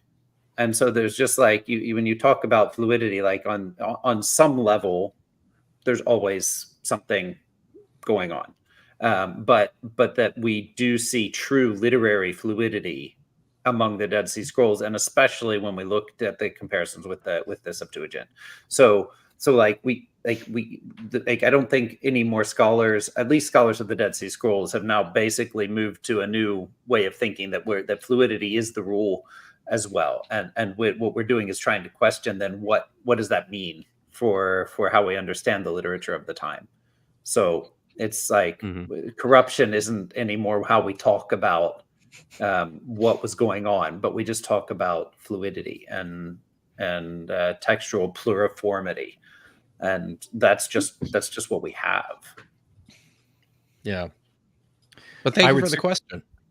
No, go ahead, Dan. I would just suggest that I hope to pursue this more in the future, but I don't think you have a developing concern for freezing the shape of the text the notion that the locus of authority is the text itself, I think doesn't begin to take over until like around the 2nd century CE. And so prior to that, the message is the most important part. The text is just a manifestation of that message. And so the authority is not in the text. And so it's not as important that the text exactly match, as long as the message is gotten across. And so I think you see a kind of taking over of the inviolability of the text rather than the message around 2nd century CE. And I think you see this in the Hebrew Bible as well as with the New Testament, where we're moving towards the locus of authority settling on the text itself. And that's why there's a move towards standardization in that time period and away from fluidity. And we're just looking back on the fluidity part through the lenses of the text is the locus of authority, because that's how we've always thought about it. Yep, exactly. And let's talk about your project sometime. What's that? Sorry, just as an aside here, the self in the side chat, if you could stop proselytizing, that would be great. Thank you. That'd be good. I was going to say some rude stuff, but I'll leave that for my own channel. Archival Blob, thank you all for your work. You make the Bible really interesting. Thank you for the super chat. What happened to the old logo? Old Diablocritics. Cool new one, by the way. So we're testing this out. We have a fan who was so excited about the show that he took it upon himself to he's in marketing, and he took it upon himself to design a new logo for us. I think it looks pretty cool, and it's well within the spirit of the show. The logo itself is designed from Diacritics, which is super cool. But yeah, did you see the comment near the beginning? Someone commenting on the angry sperm. Oh yes, I saw that. Still deciding that's a good thing or a bad thing, but I as soon as I saw that, I'm like, oh, okay. I'm okay to still embrace it, just so clear. Does it represent new life or something? Like, let's find some biblical meaning to like. Well, you know, it's all everything for the person is right there in this. It's all about the sperm. Yeah, yeah, exactly. All there. Thank you for the $10 super chat. Dan, in a live chat, you talked about Tom Holland's book and how it misrepresents scholarship on Enlightenment and Renaissance lit. Can you recommend these? Apologists are constantly citing this book. I don't remember exactly what I said about misrepresenting scholarship on Enlightenment and Renaissance. I mentioned that a lot of people are citing Holland to the effect that like the Bible or Christianity is responsible for all of these good things, the development of the idea of natural rights and all of this stuff. And I think my point was that when you look at the scholarship on Enlightenment and Renaissance and Reformation, the Bible is certainly not the driving force behind it. In fact, a lot of the Enlightenment rationalism that is developing is actually challenging biblical perspectives and the inspiration and the revelation in the Bible. Oh gosh, there are a handful of texts that I think do a really good job of talking about this in the Enlightenment and the Renaissance, and I talk about it a little bit in my dissertation, or at least a chapter that I cut out of my dissertation. But I don't think I could name them off the top of my head. But I think my main point was just that this notion that Christianity or the Bible was a driving force behind the development of the Renaissance and Enlightenment rationalism is not how scholars talk about either. I've got Holland's book. I've read bits and pieces of it. I haven't read enough of it to be able to say exactly what Holland's getting at and where I think he's wrong. But in terms of how Holland's is leveraged by apologists, if they're accurately representing his argument, then it's an awful argument. But I'll have to finish reading Holland's book before I can say anything about his argument in particular, because the Bible and Christianity are not what are driving the development of natural rights and Enlightenment rationalism. And they're participating, sure, but not the driving forces. Thank you. That was from Viscount Julian. Next one from Linda Peterson. Just want to say thanks for everything all of you do. Thanks, Linda. Thank you. Supreme Scientists, Genesis 15:13 prophecy for U.S. slavery. I was told this. I can answer that. Well, that's for Josh. No. Surely you covered Genesis 15:13 in your. Is this the 400 in your years? new book? This is your children shall be slaves in a foreign land, isn't it? I mean, I'm unsurprised that Supreme Scientist has heard that. Know this for certain, that your offspring shall be aliens in a land that is not theirs, and shall be slaves there, and they shall be oppressed for 400 years. I mean, I guess it seems like there's a proximate target of that prophecy. I'm trying to. How do we say this? How do we say this, Kip? Depending on one's interpretive model, that could be a prophecy. Is that fair? I once had someone tell me that aliens could exist because I think it was Jesus or someone said, "I have another flock of sheep in a faraway land," and he's like, "So maybe that's yeah." So I mean, I wondered that when I was a teenager too. Yeah. Well, that's how Latter-day Saints rationalize, right? Yes, the Jewish folks in the Americas, right? As sure as that's an olive branch. The laughing philosopher. Thank you. Is this analogy useful? Jesus, Indian guru. Paul, Indian American popularizer. Gospel implicit context, USA. Gospel explicit reference, Indian. Okay, I need some help. Yeah, I need to take some time with that. Indian is guru. to Indian. I mean, I know what people reference saying he spent some time in India before he did his thing, but I think it's just an analogy. Yeah, it's just to say, like, if They're we just trying to consider say- Jesus, like, about the authenticity or the claims being made that you have you might have an authentic guru, but then you might have this Paul being the popularizer trying to make Americans like the Indian stuff, and then the Gospels are written for the American context, not for the Indian context, but the references are still. Oh, Indian. thank you. That was a helpful explanation, but I still say all no. that philosophy I've studied, you know. Okay, I mean, whatever helps you make sense of it. That's I understand the logic and what we're doing, but I'm not sure it's like. I fundamentally read it differently. I read the Newer Testament and the development of early Christianity differently, and I might, you all might not agree with me on that, but I think of what Paul did as just radically different from. And actually ignored. I mean, I talk about this all the time on my live streams. I mean, he actively ignores what Jesus stood for and did that got him killed, and just focuses on the death and makes that salvific. So, like, they're not even on the same page, So, and he creates something significant. So maybe on that level, Indian American population, and it blows up here, perhaps. But he's not even. Anyway, I still remember when Dr. Francesca Stavrakopoulos was on a talk show. Someone asked her, "What parts of the Bible would you remove?" And she said, "Paul." And I was just like, "Oh," because she's like, he's just so down on humanity, and I was like, that's pretty accurate. Discovering ancient history with Sorry, if I may jump in, David, before you get to the other one, I feel bad about not being able to give sources for that previous question from that generous super chat. So I did just pull up a handful of books that I know that I referenced in my dissertation that I think probably you're going to find discussion that's going to be relevant in these books. One is S.J. Barnett, The Enlightenment and Religion, The Myths of Modernity, which I think will be a great discussion.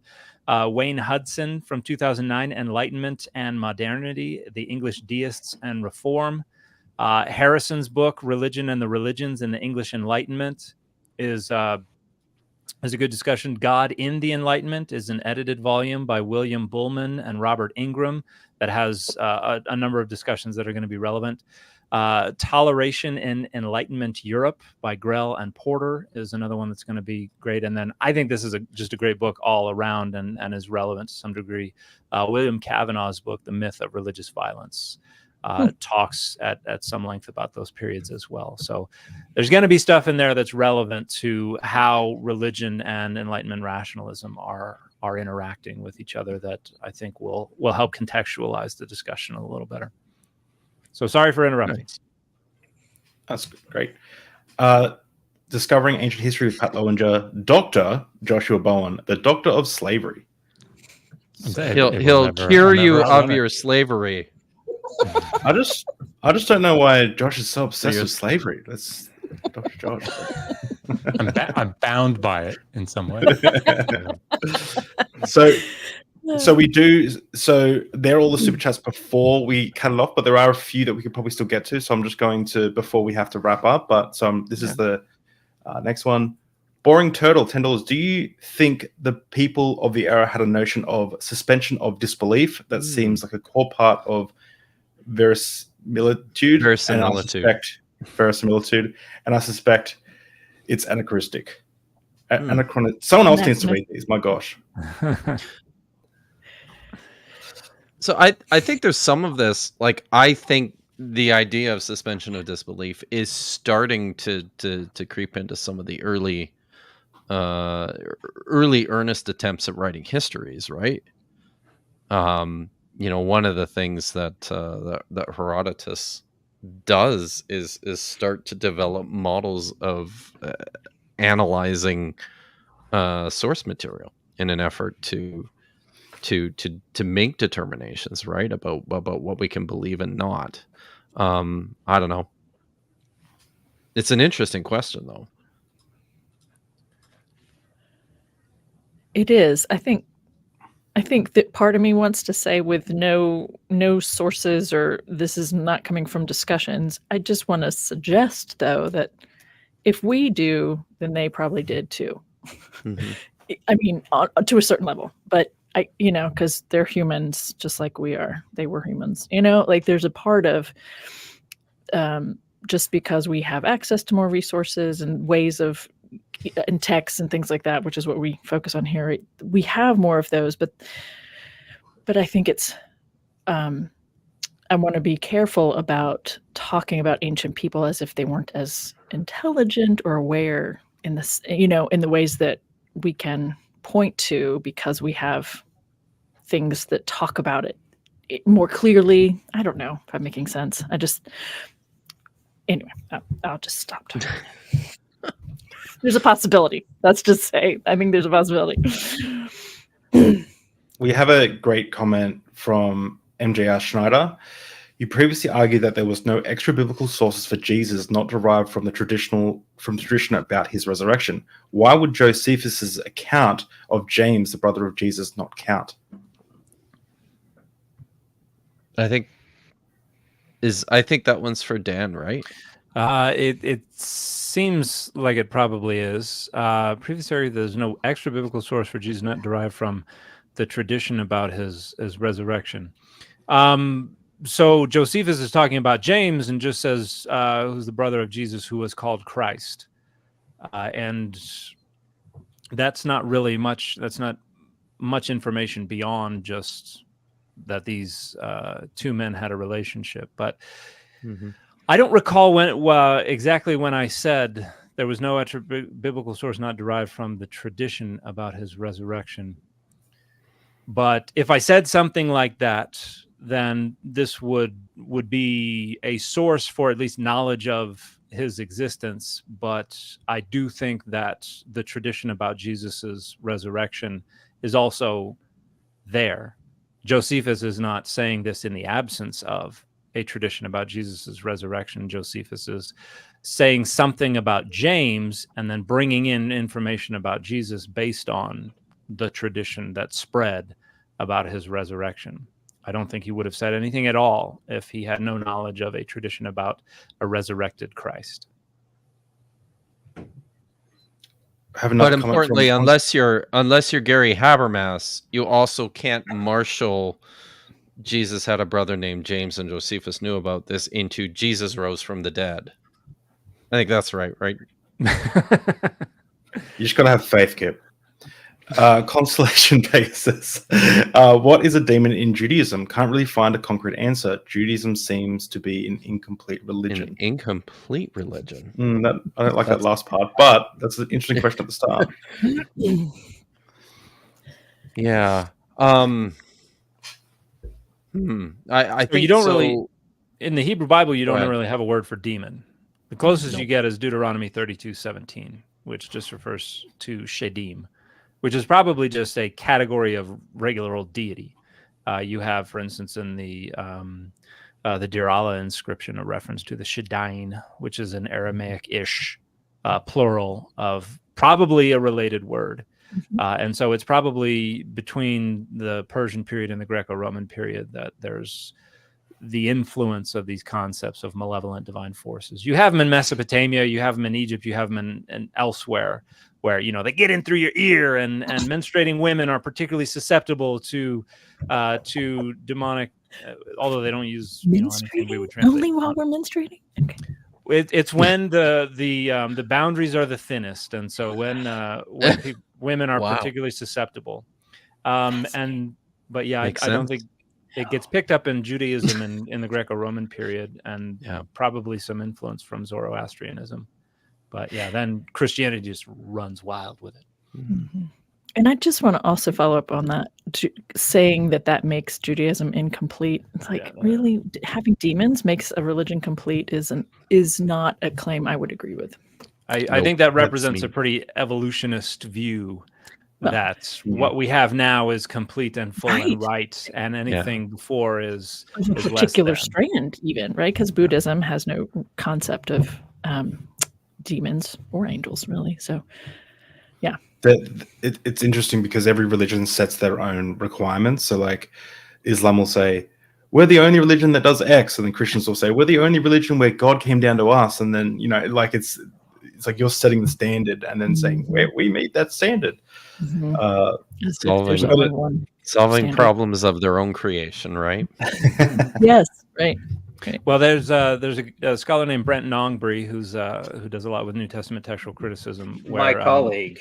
Your colleague. Yeah, he's at MF. Yeah. Wrote a great book called Before Religion, which shares one of a strong consensus view that actually the William Cavanaugh book I referenced also argues for, which is basically that the concept of religion as we understand it today is primarily a production of the Renaissance, Reformation, and Enlightenment. And there's an argument to make for medieval Islam also developing a very similar concept with their word din.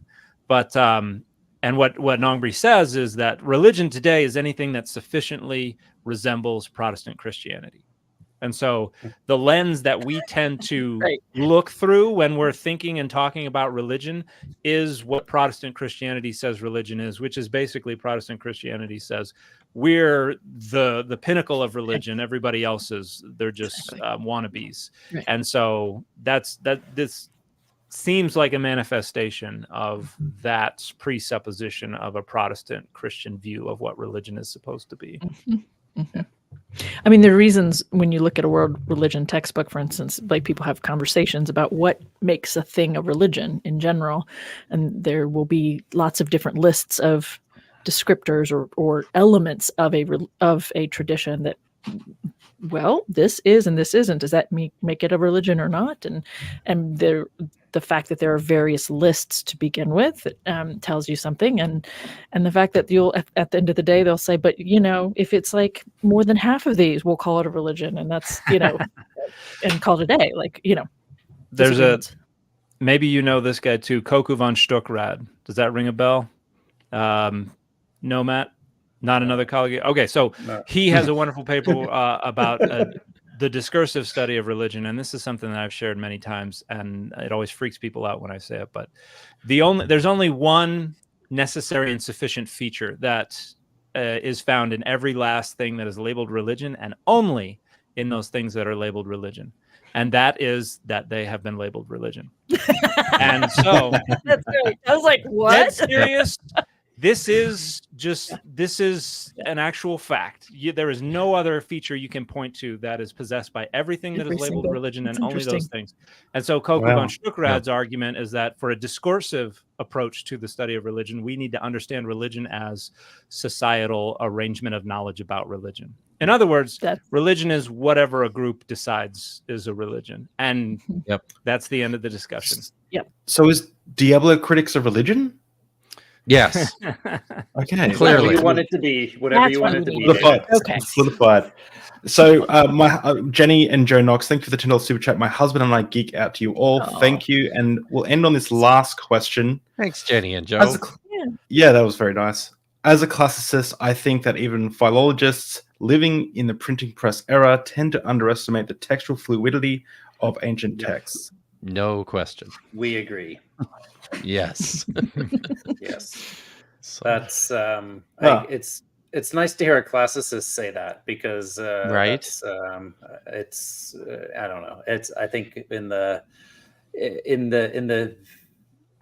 sometimes, I don't know, sometimes we who play in the new philology side of things tend to straw man the classicists and say that they kind of are stuck on the old philological paradigms and don't like fluidity and stuff like that. But so thank you, Revelo 178. It's good to hear your comforting words. Yes.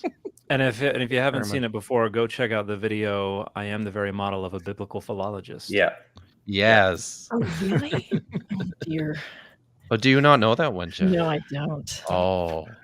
It's well, yeah, it is. I will look it up. So great.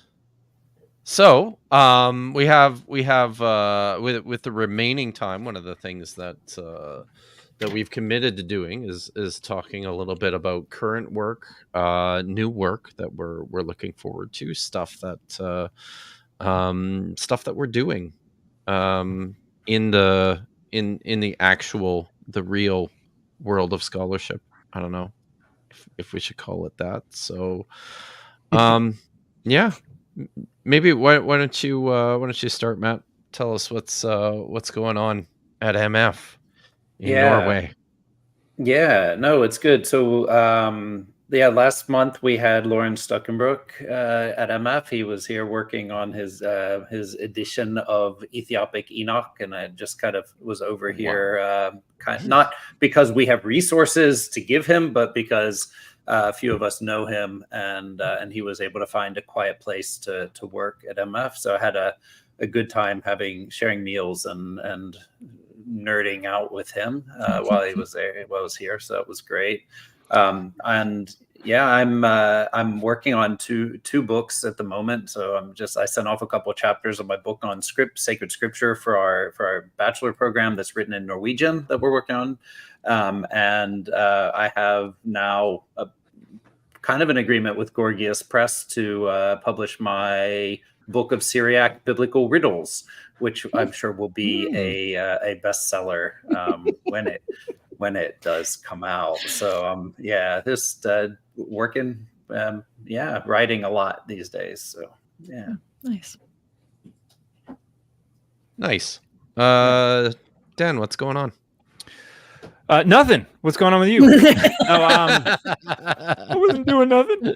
I'm gearing up for a conference that's going to be taking place at Brown University. It's next month, isn't it? Of May. It's called the Meanings and Ends of Religion. Oh gosh, of monotheism, but it is inspired by William Cantwell Smith's book, The Meaning and End of Religion.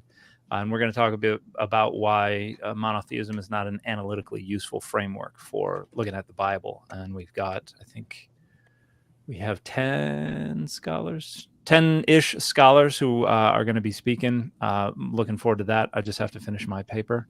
And then what's that? I was going to say, I think I saw David Burnett in the chat today.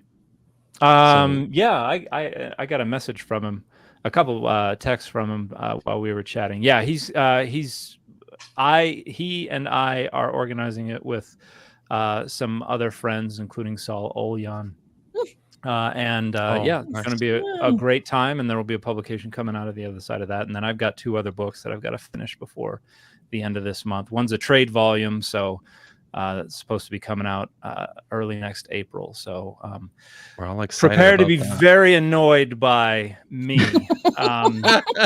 Once I have a cover, you might as well just mute me, because I'm going to be intolerable. Fun fact, Saul Olian was the first ever scholar that I had sent an email to. Really? What were you asking him or saying? What was He actually did work on a Dead Sea Scrolls fragment while he was a student at Harvard, and I was working on it for my MA thesis.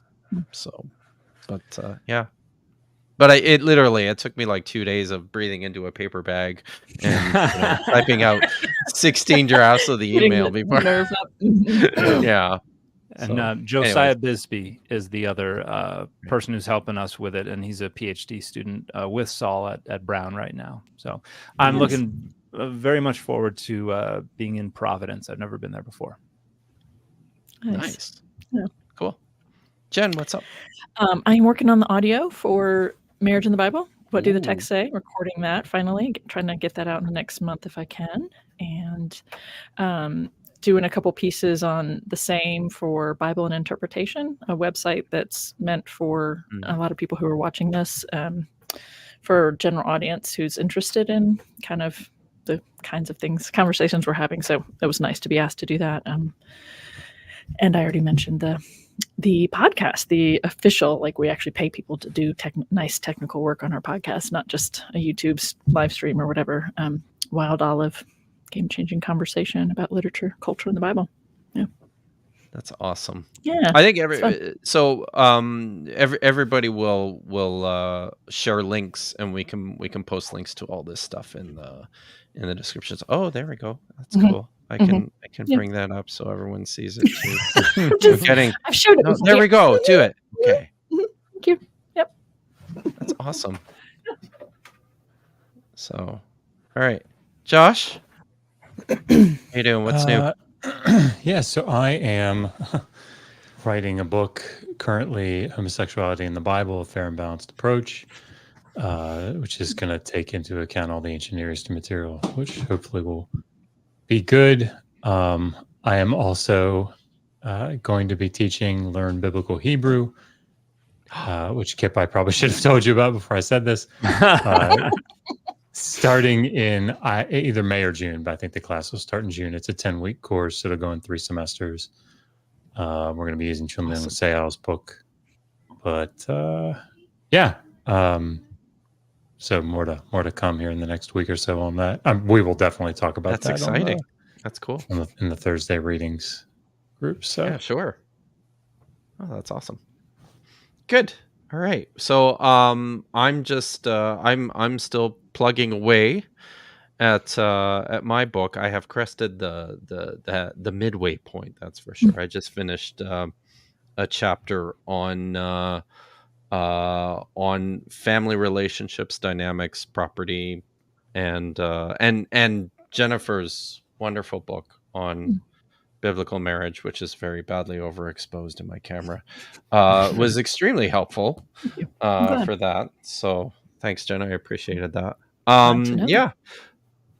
Dave, what are you doing these days? Well, I'm studying ancient. No, I'm not doing anything important. We have. I say that, and then I say this. Dr. Kip's coming on Deep Drinks tomorrow, so everyone should go over there and watch that. That's going to be awesome. We're going to be talking about real. I'm so glad you said that because I totally forgot. So. Okay. Well, it might not be tomorrow, but it'll be sometime. It'll be the next episode. We'll discuss this after Kip, but yeah, that's what we're doing. I have deep conversations over a drink of the guest choice. And we've been a bit sparse lately because we've been working on a couple of cool short videos, and I've been incredibly busy with work. But things will be picking up soon, and it's going to be awesome.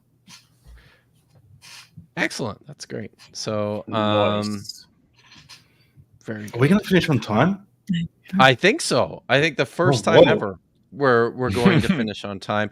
Everybody who sent super chats that we were unable to get to those, I'm sorry about that. We have determined from here on forward that we're really going to try to stick to this 2-hour limit. So I hope that you continue to bear with us as we work out the kinks. This was fun, guys. Thanks everyone for watching. Thank y'all. Take care, and we'll see y'all in May.